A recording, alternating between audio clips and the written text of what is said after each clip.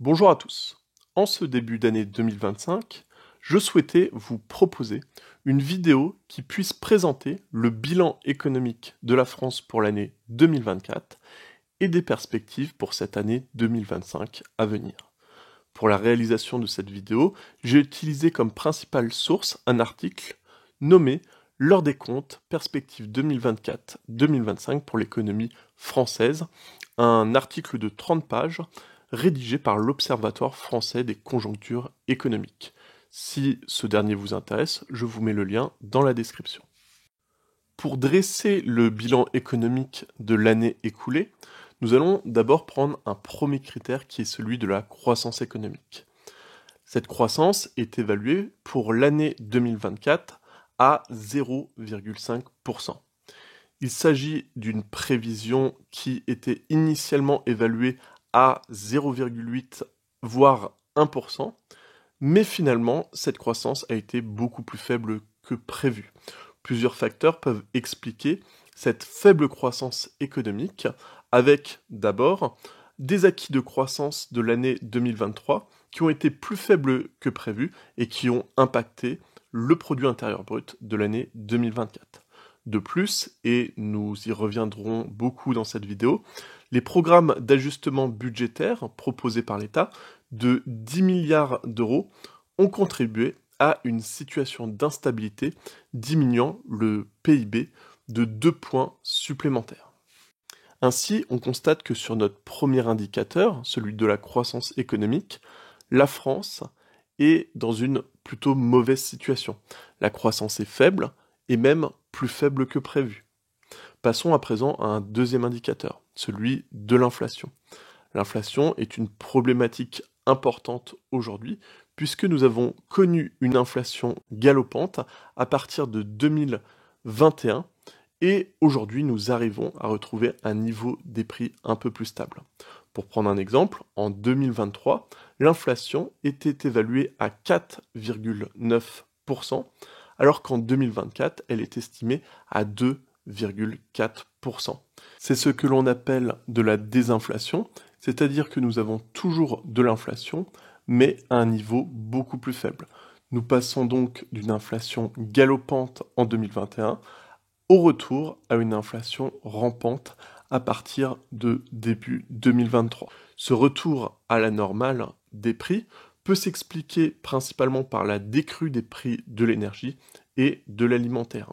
Cette baisse de l'inflation est un soulagement à la fois pour les ménages et pour les entreprises, puisque l'inflation est à la fois la traduction d'une augmentation du niveau général des prix, mais aussi d'une baisse de la consommation. Ici, on peut également dire que cette baisse de l'inflation ne suffit pas à relancer l'activité économique en France, en raison notamment de la croissance faible que nous avons évoquée précédemment, et d'une faible croissance de la consommation de la part des ménages et de l'investissement de la part notamment des entreprises. Après la croissance et l'inflation, évoquons à présent le niveau de chômage en France. Le taux de chômage pour 2024 est évalué à 8,2%, avec une légère hausse en fin d'année 2024. Ce retournement du marché du travail est attribuable à la faible croissance économique que nous avons évoquée et aux ajustements budgétaires qui freinent les embauches. Toutefois, l'augmentation du chômage ne devrait pas s'accélérer pour les mois à venir avec une anticipation symbolique prévue à 8,1% pour la fin de l'année 2025.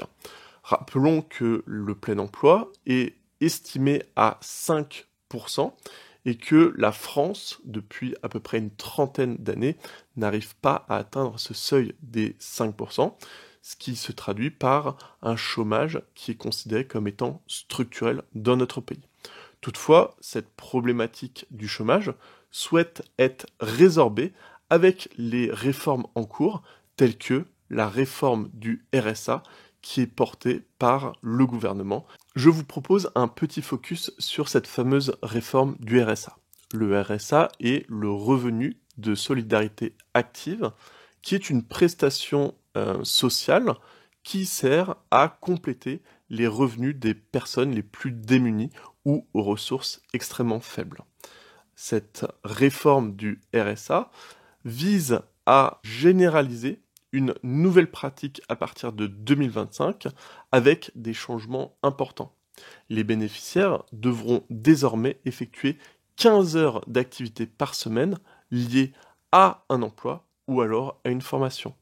Ces mêmes bénéficiaires seront automatiquement inscrits à France Travail, anciennement Pôle emploi, et devront signer un contrat d'engagement. Cette réforme vise à renforcer l'accompagnement des personnes vers l'emploi, limiter la désociabilisation et bien évidemment réduire le taux de chômage.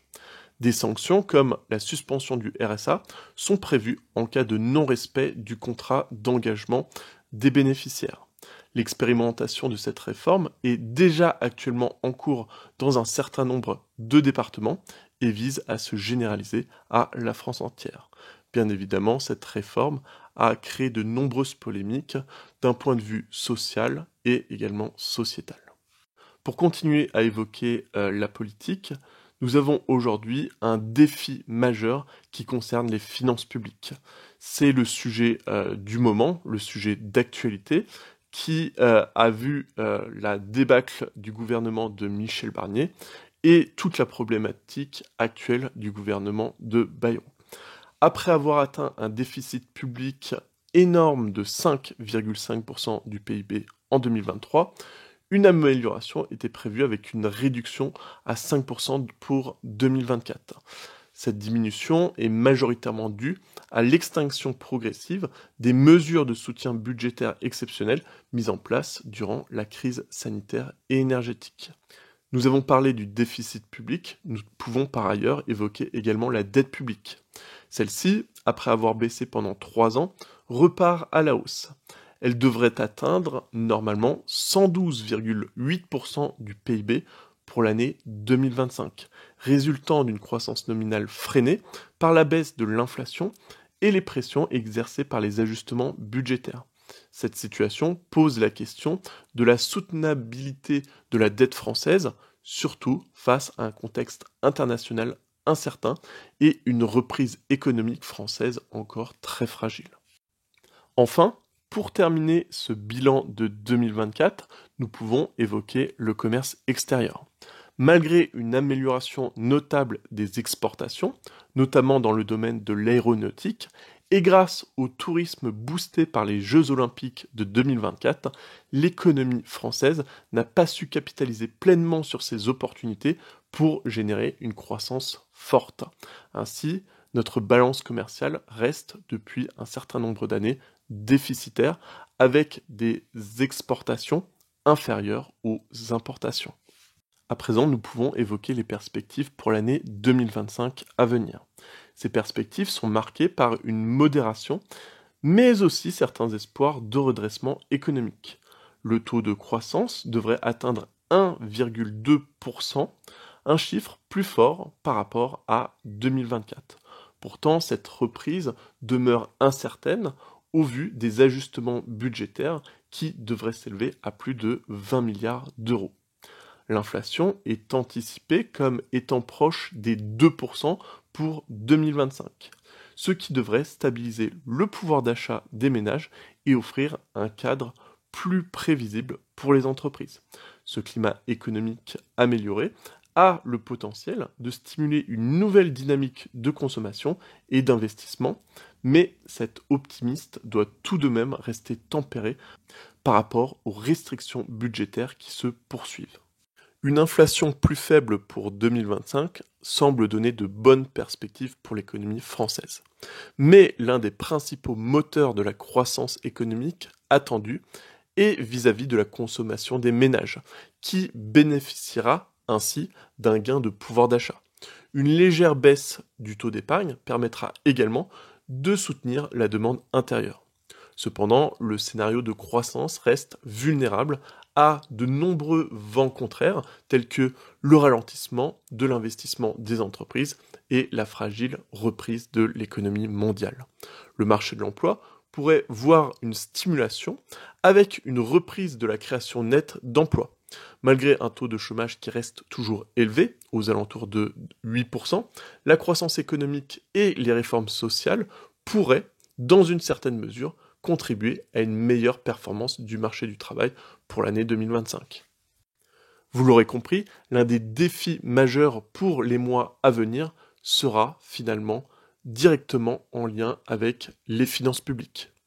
Ici, l'objectif sera de réduire le déficit tout en soutenant la croissance économique française. Le gouvernement vise à avoir un déficit ramené à 4,4% du PIB, ce qui est un objectif extrêmement ambitieux compte tenu des contraintes budgétaires. Dans un contexte d'apaisement des politiques monétaires liées à la Banque centrale européenne, celle-ci prévoit au second semestre un allègement des taux qui pourrait fournir un meilleur soutien à l'activité économique. Enfin, notons que l'économie française devra compter sur sa capacité à s'adapter aux transformations technologiques, notamment liées à la robotisation, à l'automatisation et aux intelligences artificielles, et aux opportunités de modernisation de ses infrastructures, tout en maintenant un équilibre entre rigueur budgétaire d'une part et mesures de soutien à la croissance économique d'autre part. Quels seraient finalement les atouts de la France pour une reprise de son activité économique ? La diversification, l'investissement dans l'innovation et l'augmentation des compétences de la main-d'œuvre française pourraient être des éléments clés pour renforcer la résilience de l'économie face aux défis mondiaux. Ainsi, l'année 2025 se présente comme une période charnière où la France devra jongler entre croissance potentielle accrue et rigueur budgétaire, tout en tirant parti d'une conjoncture mondiale qui, si elle reste favorable, pourrait lui offrir de nouvelles opportunités pour asseoir une croissance plus durable. Voilà pour ce bilan de l'année économique 2024 et les perspectives pour l'année 2025 à venir. Je vous remercie d'avoir suivi cet épisode jusqu'au bout. Je vous souhaite une très bonne année 2025 et je vous dis à bientôt.